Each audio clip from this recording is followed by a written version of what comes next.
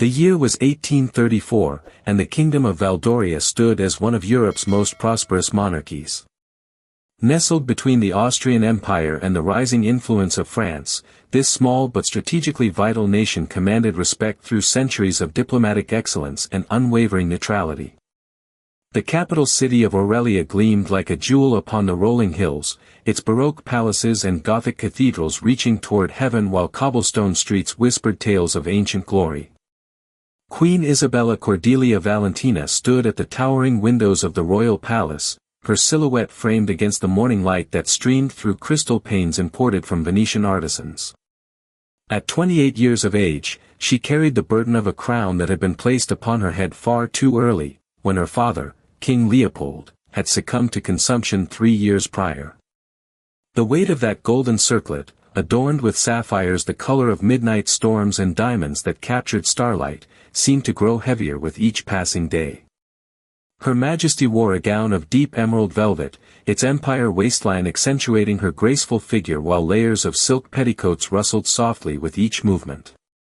The dress featured intricate embroidery worked in golden thread, depicting the royal coat of arms across the bodice, a crowned lion holding a sword and olive branch, symbolizing the delicate balance between strength and peace that had defined Valdoria for generations. Long white gloves extended past her elbows, their pearl buttons catching the light as she absently turned the heavy signet ring that marked her authority. The Queen's private chambers reflected the opulence expected of European royalty, yet Isabella had insisted upon personal touches that revealed her character. Shelves lined with leather-bound volumes in multiple languages stood alongside portraits of her late parents and diplomatic gifts from foreign courts. A writing desk of polished mahogany bore correspondence from allies and enemies alike, each letter requiring careful consideration in the intricate game of continental politics. "Your Majesty," came the gentle voice of Lady Margaret Ashford, her most trusted lady-in-waiting and confidante since childhood. The distinguished woman, approaching her 50th year, carried herself with the poise expected of her position while maintaining the warmth that had comforted Isabella through countless trials. Her steel-gray hair was arranged in an elaborate chignon beneath a small cap of Valencian lace, and her burgundy dress, while elegant, remained appropriately subdued to avoid overshadowing her sovereign. "The Chancellor awaits your pleasure in the blue drawing-room. He brings news from the Continental Congress regarding the trade agreements with France." Lady Margaret's voice carried a subtle tension that Isabella immediately recognized. Political matters had grown increasingly complex since Napoleon's final defeat, with the great powers of Europe constantly reshaping alliances and territories. Isabella turned from the window, her movements carrying the unconscious grace that had been drilled into her from childhood through endless lessons in deportment and protocol. "And what manner of news does Chancellor Whitmore bring that requires such an early audience?" she inquired, though her tone suggested she already suspected the nature of the discussion. "His Excellency mentioned something about a new French diplomatic envoy, Your Majesty. Someone of considerable importance who will be arriving within the fortnight to negotiate the renewal of our trade compacts." Lady Margaret's careful phrasing revealed her own concerns about the implications of such a visit. The Queen moved to her writing desk, where morning correspondence lay arranged with military precision. Each envelope bore the distinctive seals of various European courts, the double-headed eagle of Austria, the fleur-de-lis of France, the heraldic lion of England. The sight reminded her daily of Valdoria's precarious position as a small nation surrounded by giants, each seeking to expand their influence through diplomatic pressure or outright intimidation. "Very well," Isabella replied, straightening her shoulders in preparation for another day of royal duties. "Please inform the Chancellor that I shall receive him presently. And Lady Margaret," she added, pausing as her companion reached the ornate door, "ensure that the household staff is prepared for the reception of foreign dignitaries. If France is sending someone of importance, we must demonstrate that Valdoria's hospitality remains unmatched in all of Europe." As Lady Margaret departed with a respectful curtsy, Queen Isabella allowed herself a moment of private reflection. The responsibilities of monarchy had consumed her life since childhood, leaving little room for personal desires or romantic inclinations. Every decision carried implications for thousands of subjects who looked to her for protection and prosperity. Marriage proposals arrived regularly from eligible princes and dukes across the continent, each representing potential political alliances rather than matters of the heart. The Queen's reflection was interrupted by a soft knock upon the chamber door. "Enter," she commanded, her voice carrying the authority that had been cultivated through years of royal training.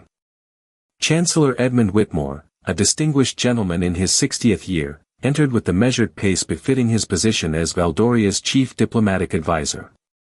His silver hair was immaculately styled, and his formal morning coat of charcoal featured the decorative orders and medals earned through decades of faithful service to the crown. The Chancellor's weathered face bore the lines of a man who had navigated countless political storms while maintaining his integrity and loyalty. "Your Majesty," he began with a practiced bow, "I bring correspondence from the French Ministry of Foreign Affairs regarding the upcoming trade negotiations. The envoy they are sending is no ordinary diplomat." Isabella seated herself in the velvet-upholstered chair behind her desk, adopting the posture of royal attention that had become second nature. "Please, continue with your report, Chancellor." "The French have appointed Monsieur Alexandre-Henri Dubois as their chief negotiator. He holds the rank of ambassador extraordinary and serves as personal advisor to King Louis-Philippe himself. His reputation precedes him as one of Europe's most skilled diplomats, having successfully negotiated treaties with both England and Austria that greatly favored French interests." The Queen studied the documents that Chancellor Whitmore placed before her, noting the elaborate seals and formal language that characterized diplomatic correspondence. "What do we know of this Monsieur Dubois beyond his professional accomplishments?" "He is the second son of the Duke of Normandy, educated at the Sorbonne with degrees in both law and classical literature. Reports suggest he speaks 6 languages fluently and possesses extensive knowledge of European history and culture. He is 32 years of age and, according to our sources in Paris, remains unmarried despite considerable interest from French nobility." Isabella raised an eyebrow at this final detail, recognizing the underlying implications. Unmarried diplomats often served as potential marriage prospects for foreign royalty, adding another layer of complexity to already delicate negotiations. "And what are France's stated objectives for these trade discussions?" "Officially, they seek to renew and expand the commercial agreements that have governed our trade relationship for the past decade. However, our intelligence suggests they may also be testing Valdoria's commitment to neutrality, particularly regarding our stance on Austrian territorial disputes in northern Italy." The weight of these revelations settled upon Queen Isabella's shoulders like a mantle of lead. Every diplomatic encounter carried the potential to shift the balance of power that kept Valdoria safe from the territorial ambitions of its larger neighbors. A wrong word or misinterpreted gesture could result in economic sanctions, military pressure, or worse. "When is Monsieur Dubois expected to arrive?" she inquired, already considering the necessary preparations for such a significant diplomatic visit. "His advance party should reach Aurelia within a week, with the ambassador himself arriving 3 days thereafter. I have taken the liberty of arranging accommodations at the Grand Hotel Imperial, though he may prefer quarters within the diplomatic wing of the palace if your Majesty deems it appropriate." Queen Isabella considered the options carefully. Housing a foreign diplomat within the royal palace demonstrated honor and respect while also providing opportunities for closer observation and more intimate negotiations. However, such proximity also carried risks if the ambassador proved to possess ulterior motives beyond trade agreements. "Prepare the diplomatic apartments within the East Wing," she decided. "Monsieur Dubois should understand that Valdoria values the importance of these negotiations while maintaining the security protocols appropriate for a visiting dignitary of his stature." The following week transformed the royal palace into a flurry of preparation that rivaled the greatest state occasions. Master craftsmen worked around the clock to ensure that every surface gleamed with polish, every tapestry hung without flaw, and every flower arrangement reflected the seasonal beauty of Valdoria's gardens. The kitchen staff, under the supervision of Chef Antoine Rousseau, prepared to demonstrate culinary excellence that would honor both Valdorian traditions and French sophistication. Queen Isabella found herself unusually attentive to these preparations, though she attributed her interest to diplomatic necessity rather than personal curiosity about their distinguished guest. She personally inspected the diplomatic apartments in the East Wing, ensuring that the accommodations reflected both comfort and dignity appropriate for an ambassador extraordinary. The suite of rooms had been meticulously prepared with furniture crafted from rare woods and upholstered in silks imported from the finest European workshops. Persian carpets covered polished marble floors, while crystal chandeliers cast warm light throughout chambers decorated with paintings from the royal collection. A private study featured a library of classic literature in multiple languages, along with current periodicals and diplomatic reports that might prove useful during extended negotiations. "Your Majesty," Lady Margaret observed as they concluded their inspection, "the arrangements are truly magnificent. Even the most discriminating French court would find no fault with such hospitality." Isabella nodded approvingly while secretly wondering why she felt such nervous anticipation about meeting this particular diplomat. Throughout her reign, she had received countless foreign dignitaries with perfect composure and royal dignity. Yet something about the approaching visit stirred emotions she could not easily define or dismiss. The afternoon of Ambassador Dubois's arrival dawned clear and bright, with autumn sunshine warming the palace courtyards while a gentle breeze carried the scent of late-blooming roses from the royal gardens. Queen Isabella had chosen her attire with particular care, a gown of deep sapphire blue silk that complemented her dark hair and fair complexion. The dress featured a high neckline adorned with seed pearls and long sleeves that ended in delicate lace cuffs, striking the perfect balance between regal authority and feminine grace. As the appointed hour approached, Isabella took her position in the throne room, a magnificent chamber that never failed to impress visiting dignitaries. The vaulted ceiling soared 30 feet above the marble floor, decorated with frescoes depicting Valdoria's historical triumphs and allegorical representations of justice, wisdom, and peace. Tall windows allowed natural light to illuminate the gold and crimson tapestries that hung between classical columns, while the throne itself, carved from a single piece of white marble and cushioned in purple velvet, commanded respect from all who entered.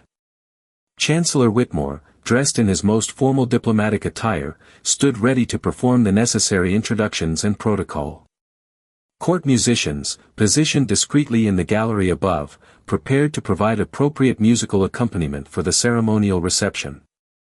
Guards in full dress uniform took their positions, creating an atmosphere of security and grandeur that reinforced Valdoria's strength despite its modest size.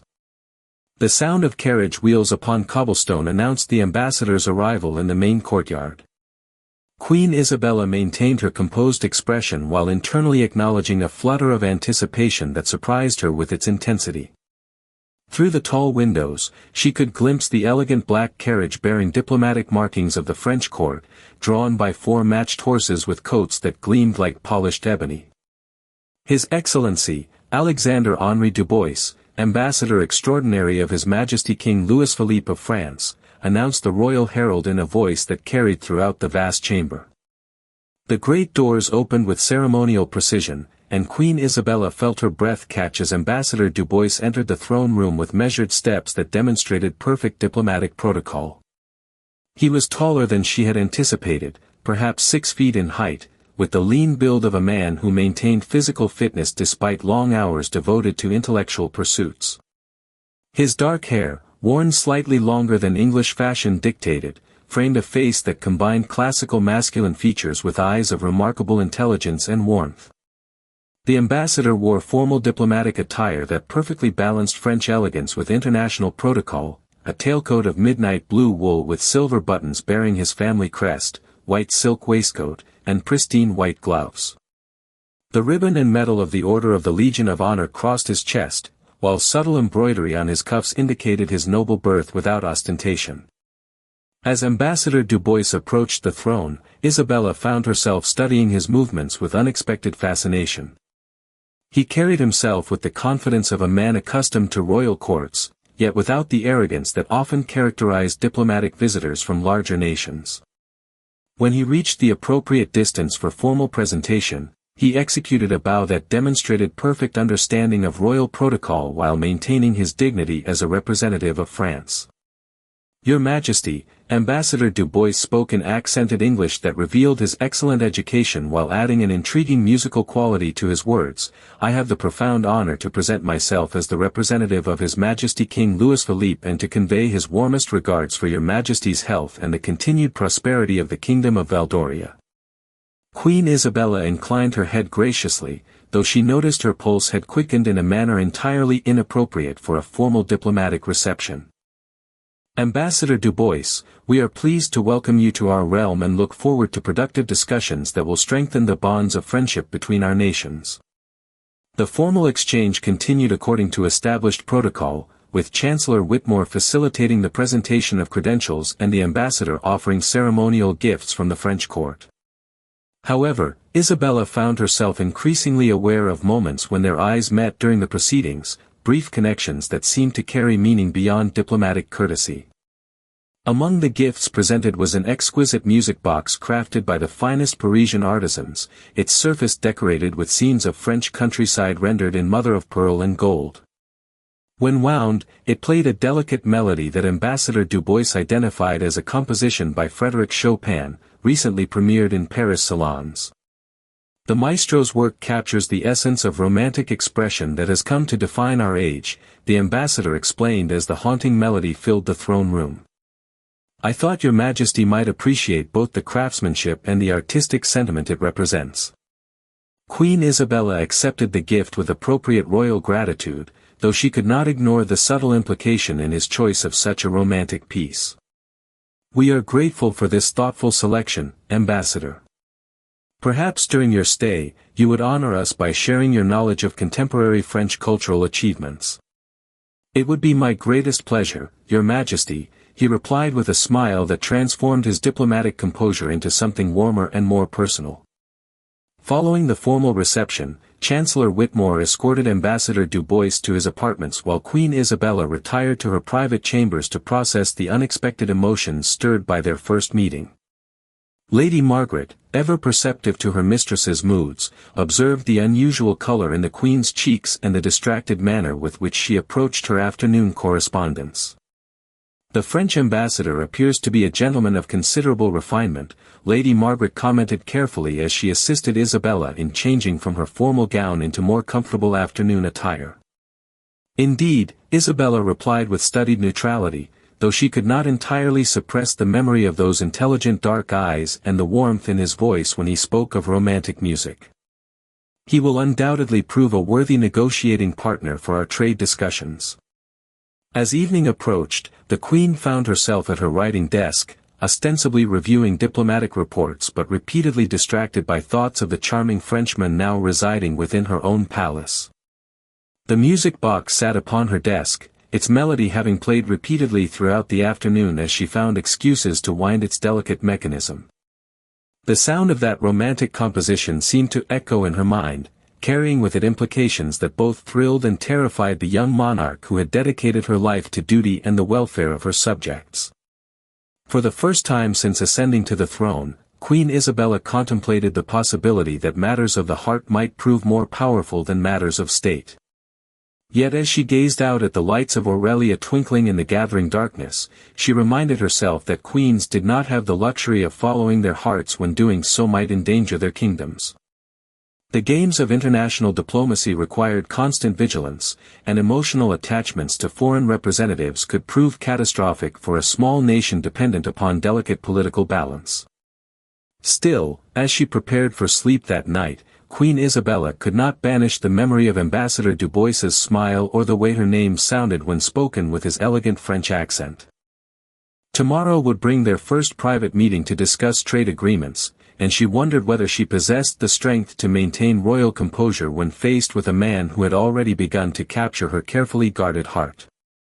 The morning of their first formal negotiation session brought unseasonably warm weather to Aurelia, with golden sunlight streaming through the tall windows of the blue drawing room where diplomatic meetings traditionally took place. Queen Isabella had selected this particular chamber for its atmosphere of refined elegance without the intimidating grandeur of the throne room, hoping to establish a collaborative tone for their discussions. The blue drawing room lived up to its name with walls covered in silk damask of the softest azure, complemented by furniture upholstered in complementary shades of sapphire and cream. French doors opened onto a private terrace overlooking the palace gardens, where late autumn roses still bloomed in defiance of the changing season. A marble fireplace, currently unlit due to the unexpectedly pleasant weather, featured carved cherubs and flowing vines that added touches of romantic whimsy to the otherwise formal space. Isabella had dressed with particular attention to projecting both authority and approachability, a gown of rich burgundy wool with military-inspired details that emphasized her position as sovereign while the deep color enhanced her natural beauty. Her dark hair was arranged in an elaborate style that showcased a tiara of garnets and diamonds, gift from her grandmother and symbol of the Valdorian royal house's enduring strength. Ambassador Dubois arrived precisely at the appointed hour, demonstrating the punctuality that characterized successful diplomats. He had chosen attire appropriate for formal business discussions, a perfectly tailored morning coat of charcoal gray with understated silver embroidery and a waistcoat of pristine white silk. His appearance struck the ideal balance between respect for royal protocol and confidence in his own position as representative of one of Europe's great powers. "Your Majesty," he began with the slight bow appropriate for private audiences, "I hope you will forgive my expressing how much I look forward to our discussions. The opportunity to work directly with a sovereign of your reputation for wisdom and fairness is one that any diplomat would treasure." Isabella gestured toward the seating arrangement she had carefully planned, two elegant chairs positioned at angles that would allow comfortable conversation while maintaining appropriate distance and dignity. "Ambassador, we appreciate your kind words and share your optimism for productive negotiations. Please, let us begin with your understanding of France's objectives for renewing our trade agreements." As they settled into their respective chairs, Isabella found herself hyper-aware of the ambassador's proximity and the subtle scent of his cologne, something sophisticated that reminded her of sandalwood and sea air. She forced herself to focus on the documents and maps spread across the polished mahogany table between them, though she could not ignore the way sunlight caught the silver threads in his embroidered cuffs or how his hands moved with elegant precision as he referenced various papers. His Majesty King Louis-Philippe views Valdoria as a crucial partner in maintaining stability throughout this region of Europe, Ambassador Dubois explained, his voice carrying the persuasive warmth that had undoubtedly served him well in previous negotiations. "Our existing trade relationships have proven mutually beneficial, but changing economic conditions across the continent require adaptations that will ensure continued prosperity for both our nations." Queen Isabella leaned forward slightly, genuinely interested in the substance of his proposals despite her growing awareness of his personal magnetism. "What specific adaptations does France have in mind? Our current agreements have indeed served both kingdoms well, but we understand that evolving circumstances may require flexibility." The ambassador's eyes met hers as he began outlining detailed proposals for expanded agricultural trade, new shipping routes through Valdorian ports, and cultural exchanges that would strengthen diplomatic ties. His knowledge proved comprehensive and his suggestions thoughtful, demonstrating preparation that went far beyond mere diplomatic courtesy. For instance, he continued, producing a map marked with proposed shipping routes, establishing regular freight service through your port of San Marino would reduce transportation costs for French wines and luxury goods while providing significant customs revenue for Valdoria. The geographic advantages of your coastline have been underutilized in previous arrangements. As they discussed technical details of port facilities and customs procedures, Isabella discovered that Ambassador Dubois possessed not only diplomatic skill but genuine expertise in commercial matters. His questions revealed deep understanding of Valdorian economic conditions, while his suggestions demonstrated creative thinking that could genuinely benefit her kingdom. "Your proposals show remarkable insight into our domestic situation, Ambassador," she acknowledged, unable to keep a note of admiration from her voice. Few foreign diplomats demonstrate such thorough preparation or consideration for mutual advantage rather than merely advancing their own nation's interests. "Your Majesty's reputation for intelligent governance extends well beyond Valdoria's borders," he replied with a smile that seemed more personal than diplomatic. Any negotiator who failed to prepare thoroughly for discussions with a monarch of your capabilities would deserve whatever diplomatic failure resulted. The compliment, delivered with apparent sincerity, brought unexpected warmth to Isabella's cheeks. She had grown accustomed to diplomatic flattery, but something in the ambassador's tone suggested genuine respect rather than mere protocol. Their conversation continued through the morning, covering topics that ranged from trade statistics to cultural philosophy, revealing intellectual compatibility that surprised them both. During a brief recess for refreshments, Lady Margaret appeared with a tea service that included delicate pastries and seasonal fruits arranged on porcelain painted with Valdorian wildflowers. As she poured tea into china cups thin enough to show shadows through their walls, Isabella noticed her companion's carefully neutral expression that indicated awareness of the unusual atmosphere in the room. "Ambassador," Isabella said as they resumed their seats, "your knowledge of literature and arts appears as extensive as your grasp of commercial matters. Such breadth of education is becoming increasingly rare among modern diplomats." "Your Majesty is too kind," he replied, accepting his teacup with elegant movements that revealed familiarity with the finest social graces. "I have always believed that successful diplomacy requires understanding not merely the political and economic interests of other nations, but their cultural values and artistic achievements as well. A country's true character emerges through its creative expressions rather than its military capabilities." The observation revealed depth of character that Isabella found increasingly attractive. Their discussion gradually expanded beyond trade negotiations to encompass topics of mutual intellectual interest, recent developments in literature, philosophical movements sweeping through European universities, and artistic innovations that were reshaping cultural expression across the continent. "Have you read the recent works of George Sand?" Ambassador Dubois inquired, referring to the controversial French author whose unconventional lifestyle and radical ideas had scandalized traditional society. "Her exploration of romantic passion versus social obligation strikes me as particularly relevant to our current age." Isabella felt her pulse quicken at the mention of romantic themes, though she maintained royal composure. "We have read some of her earlier works, though we confess that her more recent writings have proven challenging to obtain through normal diplomatic channels." The ambassador's eyes sparkled with mischief that transformed his diplomatic facade into something more playful and appealing. "Perhaps I could arrange for certain literary works to find their way into your Majesty's private library during my visit. Cultural exchange often involves materials that might not appear in official diplomatic pouches." The suggestion carried implications that both thrilled and alarmed the young queen. Exchanging forbidden literature with a charming foreign diplomat bordered on impropriety, yet the intellectual stimulation of such discussions proved irresistibly attractive after years of conversations limited to state business and court protocol. As their morning session concluded, Isabella realized that she had agreed to terms more favorable to France than she had originally intended, though the proposed modifications would indeed benefit Valdoria as well. More concerning was her awareness that she had spent considerably more time studying Ambassador Dubois's features than reviewing the documents before them. "Shall we continue our discussions tomorrow morning, Your Majesty?" he inquired as they prepared to conclude the session. "I believe we have made excellent progress, though several details remain to be finalized." "Indeed, Ambassador. Tomorrow at the same hour."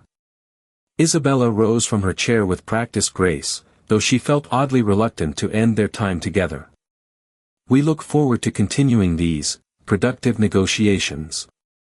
As Ambassador Dubois departed with appropriate diplomatic courtesies, Isabella remained in the blue drawing room, ostensibly reviewing the morning's agreements but actually replaying moments of their conversation that had seemed to carry meaning beyond commercial treaties. The way he had smiled when discussing literature, the warmth in his voice when he complimented her intelligence, the brief moment when their hands had accidentally touched while examining the same map, each memory brought a flutter of emotion that she struggled to suppress.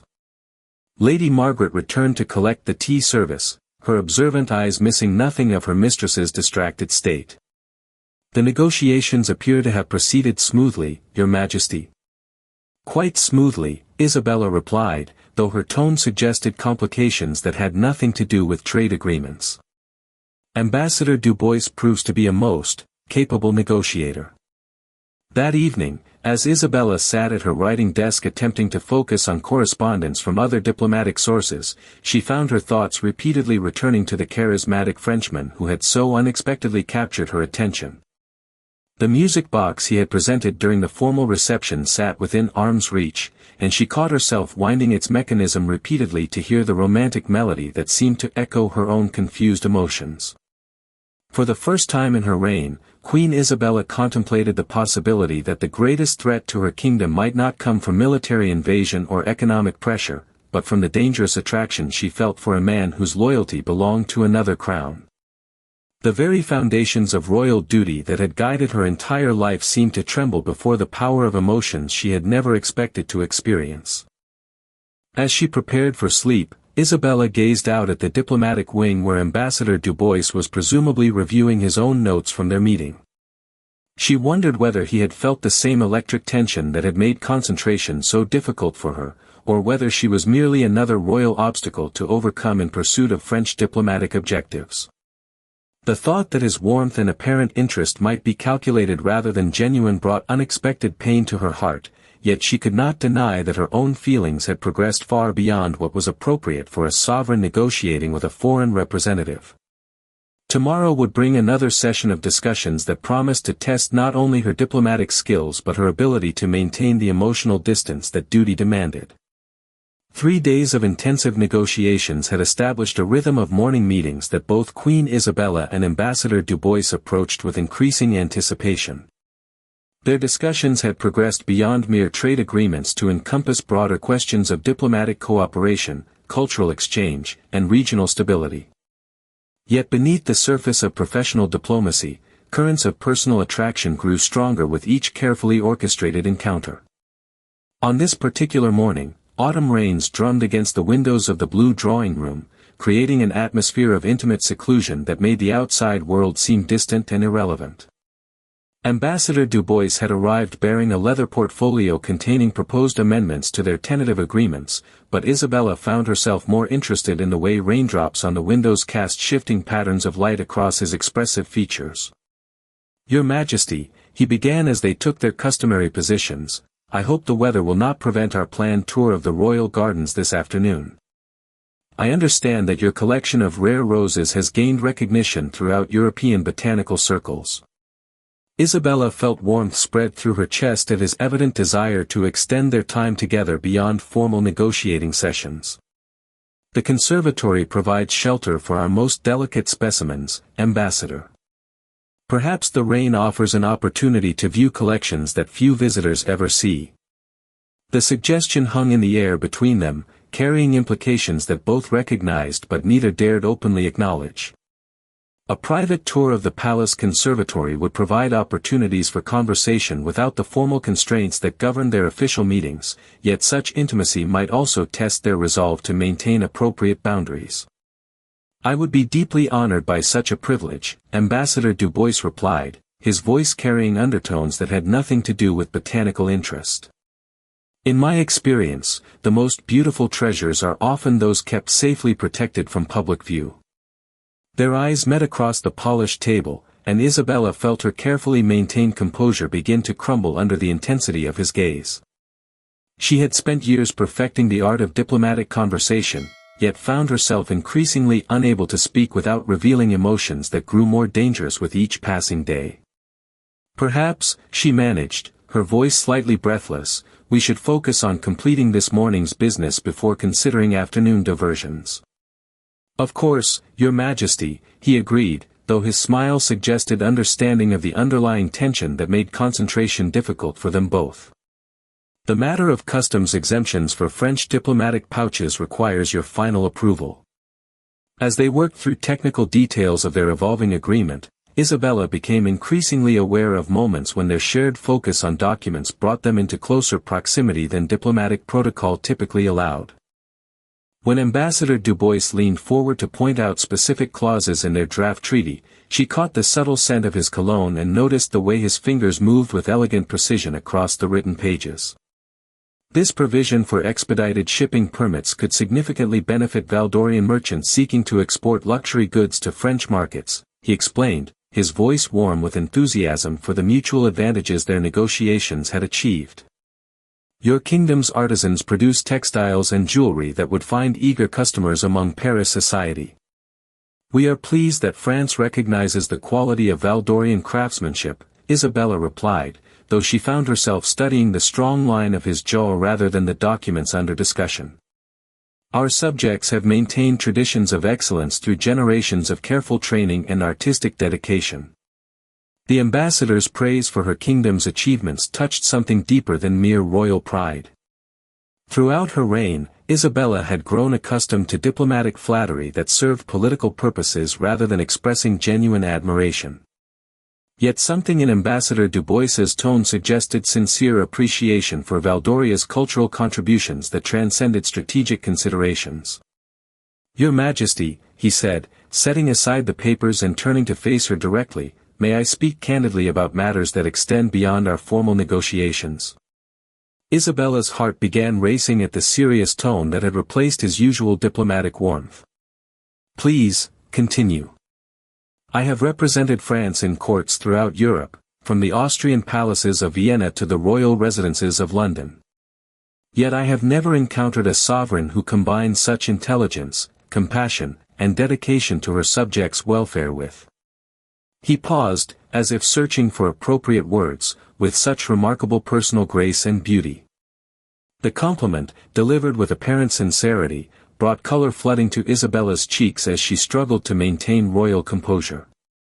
Ambassador, such personal observations exceed the boundaries of diplomatic discourse. Forgive me, Your Majesty, he replied, though his eyes never left her face. I fear that spending these days in your presence has made it increasingly difficult to confine my thoughts to matters of state. Your wit, your wisdom, your genuine concern for others, these qualities would be remarkable in any woman, but in a sovereign who bears such tremendous responsibilities. Ambassador, please, Isabella interrupted, rising from her chair with movements that betrayed her emotional turmoil. We cannot allow such conversations to compromise the professional nature of our relationship. Ambassador Dubois also stood, moving closer with steps that seemed to bridge not only physical distance but the social chasm that separated a queen from a foreign diplomat. Your Majesty, do you truly believe that professional obligations can forever suppress the natural feelings that develop between two people who discover intellectual and emotional compatibility? Isabella found herself backing toward the French doors that led to the garden terrace, though the rain that continued falling provided no escape from the intense emotions that threatened to overwhelm her carefully maintained self-control. Our feelings, whatever they might be, cannot take precedence over our duties to our respective nations. And yet, he said softly, following her retreat until she stood with her back against the glass doors, do we not also have duties to ourselves? To the possibility of happiness that so rarely presents itself to those born to positions of responsibility? The rain-soaked garden beyond the windows seemed to mirror Isabella's emotional state, wild, tempestuous, and beautiful in its very chaos. She could feel the warmth radiating from Ambassador Dubois's body as he stood mere inches away, close enough that she could see the flecks of gold in his dark eyes and the way his lips curved with tender concern for her inner struggle. Alexander, she whispered, using his given name for the first time and immediately recognizing the significance of such intimacy. Isabella, he replied, his voice caressing her name with reverence that made her tremble. Do you feel nothing for me beyond diplomatic courtesy? Can you honestly say that these days we have spent together have meant no more to you than any other state business? The question hung between them like a challenge that demanded honesty despite its potentially catastrophic consequences. Isabella closed her eyes, trying to summon the strength that had sustained her through 3 years of solo reign, yet finding that strength inadequate against the power of emotions she had never expected to experience. What I feel, she said finally, her voice barely audible above the sound of rain against glass, is precisely what makes this situation so impossible. A queen does not have the luxury of following her heart when doing so might endanger her kingdom. But what if following your heart need not endanger anything? Ambassador Dubois asked, reaching out to gently touch her hand where it rested against the door frame.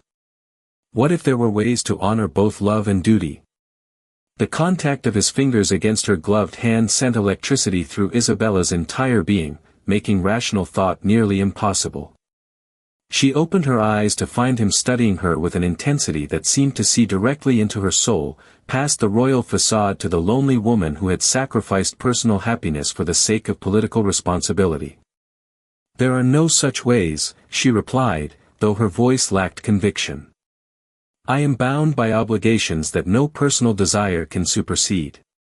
"Are you so certain?" he asked, his thumb tracing gentle circles across her knuckles. "Have you considered every possibility, or only the conventional assumptions about royal duty that others have imposed upon you?" Before Isabella could respond, the sound of approaching footsteps in the corridor beyond the drawing room broke the spell that had held them suspended in that moment of dangerous intimacy. They stepped apart with practiced diplomatic composure, though the emotional current between them continued to crackle with unresolved tension. Lady Margaret entered with her usual perfect timing, carrying correspondence that required the Queen's immediate attention. Her observant eyes missed nothing of the charged atmosphere in the room or the flush in her mistress's cheeks, though her expression remained diplomatically neutral. "Your Majesty," she announced with careful formality, "urgent messages have arrived from Chancellor Whitmore regarding developments in Vienna that may affect our current negotiations." The intrusion of political reality served as a stark reminder of the complex web of international relationships that governed every aspect of Isabella's existence. Yet as she accepted the sealed documents from her lady-in-waiting, she could not forget the touch of Alexander's hand or the questions he had raised about the possibility of reconciling love with duty. Ambassador Dubois bowed respectfully to Lady Margaret before addressing the Queen with renewed diplomatic formality. "Your Majesty, perhaps we should postpone our remaining discussions until you have reviewed these important communications. I shall await your convenience for resuming our negotiations." As he prepared to depart, his eyes met Isabella's with a look that conveyed understanding of the forces pulling them apart while silently promising that their conversation remained far from concluded. The afternoon tour of the conservatory would have to wait, but the questions he had raised about following her heart would continue echoing through her thoughts long after he left the room. "Thank you for your understanding, Ambassador," Isabella replied with royal dignity that concealed the emotional turmoil beneath. "We shall resume our discussions tomorrow morning, as usual." But even as she spoke the words, Isabella wondered whether she possessed the strength to continue maintaining professional distance from a man who had begun to capture not only her attention but her heart. The correspondence from Vienna might bring news that would change their diplomatic landscape entirely, yet she suspected that no external developments could alter the growing attraction that threatened to transform her world in ways both thrilling and terrifying. The urgent dispatches from Vienna brought news that transformed the diplomatic landscape with devastating swiftness. Austrian Chancellor Metternich had intercepted French communications suggesting that Ambassador Dubois's mission to Valdoria encompassed objectives far beyond trade negotiations. Intelligence reports indicated that France was secretly seeking to establish a military alliance that would position Valdorian ports as strategic bases for potential naval operations against Austrian interests in the Mediterranean. Queen Isabella studied the documents in her private chambers as dawn light filtered through rain-streaked windows, her mind reeling from implications that called into question everything she thought she understood about Alexander's presence in her kingdom. The evidence appeared convincing, coded references to special arrangements and strategic partnerships that suggested France viewed Valdoria not as an equal negotiating partner but as a potential puppet state in their broader continental ambitions. Chancellor Whitmore paced before the fireplace with agitation that reflected his decades of experience in European power politics. "Your Majesty, if these intelligence reports prove accurate, we face a crisis that threatens our very independence. Austria is demanding immediate clarification of our position, while England has sent unofficial warnings about the consequences of aligning too closely with French interests." Isabella set aside the papers with trembling hands, though whether her distress stemmed from political implications or personal betrayal remained unclear even to herself. "What confirmation do we have of these allegations?" "Austrian intelligence has been known to interpret French communications in ways that serve their own strategic purposes. The British have provided corroborating evidence through their agents in Paris, Chancellor Whitmore replied gravely. Ambassador Dubois apparently reported to his superiors that initial negotiations were proceeding favorably and that he anticipated securing agreements that would substantially advance French strategic position in the region. The word struck Isabella like physical blows, each revelation undermining not only her diplomatic judgment but her growing personal attachment to the charming Frenchman who had seemed so genuine in his admiration for her kingdom and herself. Had every moment of their increasingly intimate conversations been calculated to advance French political objectives? Were his apparent feelings merely sophisticated diplomatic manipulation designed to make her more compliant to his nation's demands? Schedule an immediate private audience with Ambassador Dubois, Isabella commanded, her voice carrying the steel that had enabled her to navigate 3 years of treacherous international politics. We shall hear his response to these allegations before determining our course of action. Lady Margaret, who had been silently observing from her position near the writing desk, stepped forward with concern evident in her weathered features. Your Majesty, perhaps it would be wiser to have Chancellor Whitmore conduct such questioning. Your own interactions with the ambassador might compromise your objectivity in evaluating his responses. The gentle suggestion carried implications that Isabella could not ignore. Her growing feelings for Alexander had indeed compromised her usual diplomatic caution, making her vulnerable to exactly the sort of manipulation that these intelligence reports suggested. Yet the thought of confronting him through intermediaries when her heart demanded direct answers proved unbearable. We shall conduct this audience personally, Isabella decided with royal finality. If Ambassador Dubois has indeed been deceiving us about his true objectives, we prefer to hear such admissions directly rather than through diplomatic channels. 2 hours later, Ambassador Dubois arrived at the Queen's private study with his usual punctuality and elegant bearing, though Isabella thought she detected tension in his composed features that had not been present during their previous encounters. He wore formal diplomatic attire appropriate for an urgent royal summons, yet something in his manner suggested awareness that their relationship had entered dangerous territory. Your Majesty, he began with a bow that seemed deeper and more respectful than usual, I am at your complete disposal for whatever matters require such urgent attention. Isabella remained seated behind her writing desk, using furniture as a barrier against the personal magnetism that had so effectively undermined her judgment during recent days.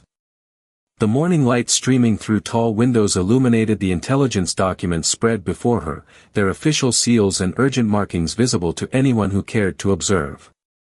Ambassador Dubois, she began with icy formality that would have chilled any seasoned diplomat, we have received concerning intelligence regarding the true nature of your mission to Valdoria. It appears that French objectives may extend considerably beyond the trade agreements we have been negotiating. Alexander's expression shifted from polite attention to something resembling pain, though whether his distress stemmed from exposure of deception or genuine regret remained unclear. Your Majesty, may I inquire about the source and specific nature of these intelligence reports? Austrian agents have intercepted communications between yourself and your superiors in Paris discussing strategic partnerships and special arrangements that suggest France views our negotiations as preliminary steps toward military alliance, Isabella replied, her voice betraying none of the emotional turmoil beneath her royal composure. Furthermore, British intelligence corroborates reports that you have described your mission as advancing French strategic position in this region. The accusations hung in the air between them like an invisible barrier, separating not only a queen from a foreign diplomat but two people who had discovered unexpected emotional connection amidst the complexity of international politics.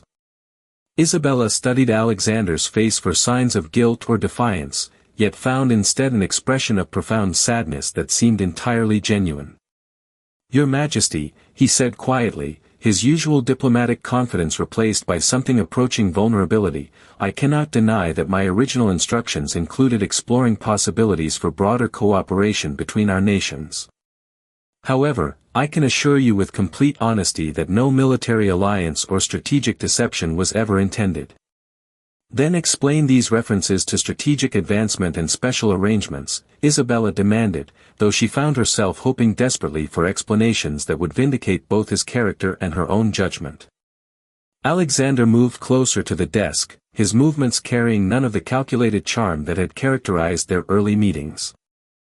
Instead, he approached with the hesitant manner of a man seeking to bridge a chasm that might prove impossible to cross. "Isabella," he said, using her given name with permission she had never explicitly granted, "the strategic advancement I reported to Paris was my growing conviction that France's true interests would be best served by treating Valdoria as an equal partner rather than a subordinate ally. The special arrangements I discussed were my recommendations for cultural and economic exchanges that would benefit both kingdoms without compromising your independence." The explanation carried the ring of truth, yet Isabella's recently awakened suspicions made acceptance difficult. "And your personal behavior toward us? Was that also part of French diplomatic strategy?" The question struck at the heart of her deepest fears, that the emotions he had awakened in her were merely tools in a sophisticated game of international manipulation. The thought that his apparent affection might be calculated rather than genuine brought pain that surprised her with its intensity. "My feelings for you," Alexander replied with quiet intensity, "represent the most genuine emotions I have ever experienced. Whatever political considerations may have brought me to Valdoria, what has developed between us transcends any diplomatic objective." Isabella studied his face, searching for signs of deception while struggling against her own desire to believe in the sincerity of his words. The intelligence report spread before her provided compelling evidence of at least partial duplicity, yet the man standing before her seemed far removed from the calculating manipulator suggested by Austrian and British accusations. "How can we distinguish between diplomatic performance and genuine sentiment?" she asked, rising from her chair to pace toward the windows where autumn gardens provided a backdrop of fading beauty. "Your profession requires skillful deception in service of national interests." "You can distinguish," Alexander said, following her movement while maintaining respectful distance, "by observing that I am risking everything I have worked for by speaking honestly about matters that my government would prefer to keep hidden." Isabella turned to face him, struck by the implications of his statement. "What do you mean?" "I mean that my recommendations to Paris have emphasized your remarkable qualities as a sovereign and the importance of treating Valdoria with genuine respect. I have advised against any attempts to pressure or manipulate your kingdom, arguing that France's true interests would be better served by earning your friendship rather than exploiting your trust." The revelation transformed Isabella's understanding of their situation while raising new questions about the complexity of international loyalties. "And how have your superiors received such recommendations?" Alexander's expression darkened with concerns that seemed to extend beyond immediate diplomatic complications. "There are factions within the French government who view my approach as insufficiently aggressive. They believe that small kingdoms like Valdoria exist to serve the interests of greater powers rather than to be treated as sovereign equals." "Which means," Isabella said with dawning comprehension, "that your honest reporting about our negotiations may have placed you in an untenable position with your own government." "My position became untenable the moment I realized that I was falling in love with the Queen of Valdoria," Alexander admitted with devastating honesty. "No diplomat can effectively serve his nation's interests when those interests conflict with his personal feelings for a foreign sovereign." The confession struck Isabella with the force of revelation, confirming feelings she had struggled to acknowledge while raising new fears about the consequences of such emotional entanglement. If Alexander's love for her was genuine, then his effectiveness as a French representative was indeed compromised, but that same compromise might represent her kingdom's best protection against French manipulation. "So what do you propose?" she asked, her voice barely audible above the sound of rain that had resumed falling against the windows. "How can we resolve a situation where love conflicts with loyalty to country?" Alexander stepped closer, his eyes holding hers with intensity that seemed to span the distance between personal desire and political reality. "I propose that we consider the possibility that love and loyalty need not be mutually exclusive, that two people who genuinely care for each other might find ways to serve both their hearts and their nations." The suggestion offered hope while raising practical questions that seemed nearly impossible to answer. Isabella moved to the window, gazing out at gardens where late autumn roses continued blooming despite approaching winter, their beauty enhanced rather than diminished by the challenge of harsh conditions. Behind her, she could sense Alexander's presence like warmth from a fire, comfort that carried the potential for both salvation and destruction.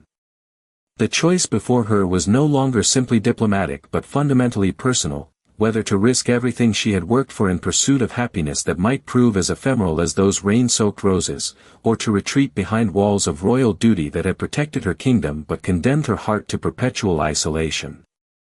The confrontation with intelligence reports had created a watershed moment that demanded resolution not only for the sake of diplomatic relations but for the emotional lives of two people who had discovered love in the most unlikely circumstances. Queen Isabella spent a sleepless night wrestling with decisions that would determine not only her personal happiness but the future of her kingdom and its place among European powers. As dawn broke over Aurelia, Isabella made her way to the palace conservatory, seeking solitude among the rare plants and exotic flowers that had provided refuge during previous moments of crisis. The glass-walled sanctuary offered protection from autumn weather while maintaining connection to the natural world that often brought clarity to complex problems. The conservatory housed botanical treasures collected from around the world, orchids from South American jungles, roses bred in Persian gardens, flowering trees that bloomed regardless of season. The air hung heavy with humidity and exotic perfumes, creating an atmosphere that seemed removed from the political machinations that dominated palace life. Isabella found herself drawn to a section devoted to French roses, varieties developed in Parisian gardens and gifted to Valdoria during earlier diplomatic exchanges. The irony was not lost on her that these symbols of French artistry had flourished in foreign soil, adapting to new conditions while maintaining their essential beauty and character. "Your Majesty," came Alexander's voice from the conservatory entrance, his tone carrying the careful respect appropriate for approaching a sovereign in private contemplation. Isabella turned to find him standing uncertainly near the door, clearly uncertain whether his presence was welcome after the previous day's revelations and accusations. He had exchanged formal diplomatic attire for simpler clothing more appropriate for garden exploration, dark trousers, white shirt, and blue coat that emphasized his tall frame without the rigid formality of court dress. "Ambassador," she replied with measured neutrality, though her heart quickened at the sight of him. "You are welcome to join us. The conservatory belongs to all who appreciate its beauty." Alexander approached slowly, his movements suggesting awareness that they stood at a crucial juncture that would determine whether their relationship could survive the pressures of international politics and personal doubt. The morning light filtering through glass panels created patterns of shadow and illumination that seemed to mirror the complexity of emotions surrounding them. "Isabella," he said when he reached a position within conversational distance but respectful of royal protocol, "I have spent the entire night considering how to address the concerns raised by yesterday's intelligence reports." "And what conclusions have you reached?" she asked, studying his face for signs of the calculated charm that had initially attracted her while now raising questions about authenticity. "I have reached the conclusion," Alexander replied with quiet determination, "that my effectiveness as a French diplomat has been irreparably compromised by my feelings for you. Therefore, I intend to request immediate recall to Paris and resignation from my position in the foreign ministry." The announcement struck Isabella like a physical blow, though she struggled to maintain royal composure while processing implications that extended far beyond personal disappointment. "Such drastic action seems unnecessary, Ambassador.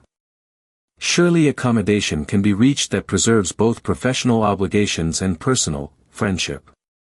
"No accommodation is possible," Alexander said with finality that carried the weight of careful consideration.